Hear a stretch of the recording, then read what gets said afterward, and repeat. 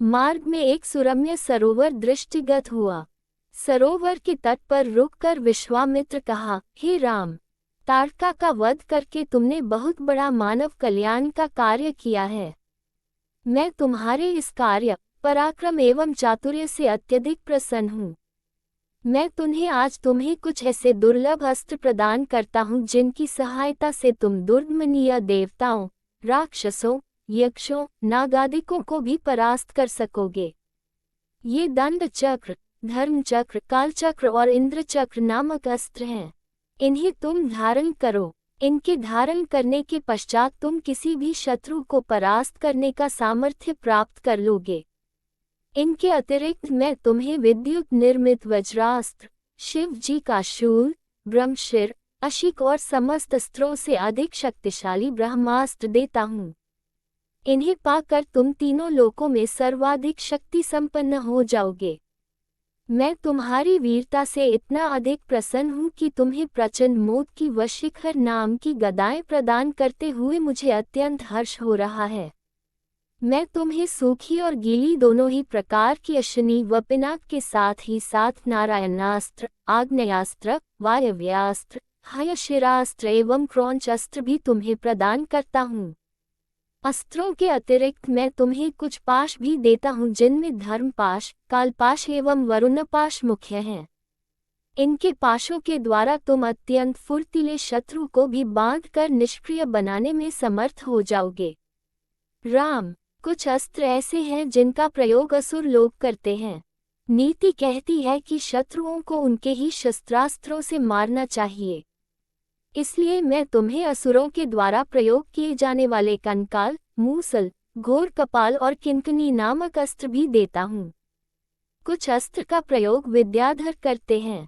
उनमें प्रधान अस्त्र हैं खड्ग, मोहन, प्रस्वापन, प्रश्मन, सौम्य, वर्षण, संतापन, विलापन, मादनास्त्र, गंधर्वास्त्र, मानवास्त्र, पैशाचास्त्र, तामस और अद्वितीय सोमनास्त्र। इन सभी अस्त्रों को भी मैं तुम्हें देता हूँ।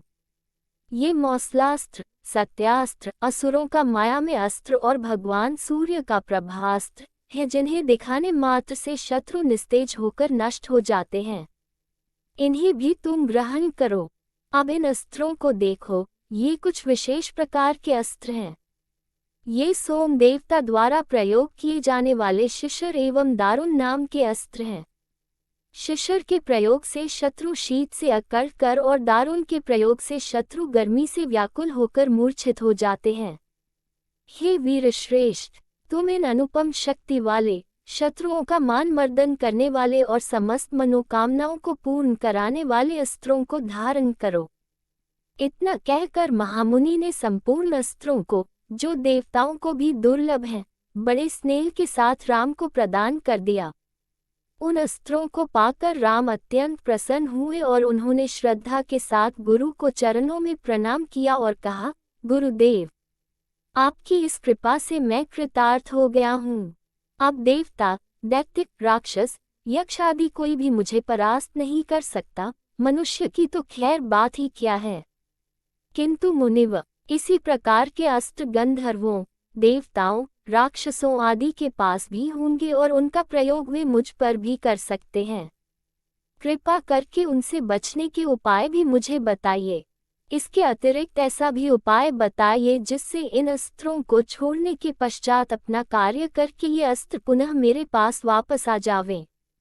राम के इस प्रकार कहने पर विश्वामित्र बोले, राघव, शत्रुओं के अस्त्रों को मार्ग में ही काट कर नष्ट करने वाले इन सत्यवान, सत्यकीर्ति, प्रत्याहार, परार्मुख, अवान्मुख, लक्ष्य, उपलक्ष्य आदि इन अस्त्रों को भी तू ग्रहण करो।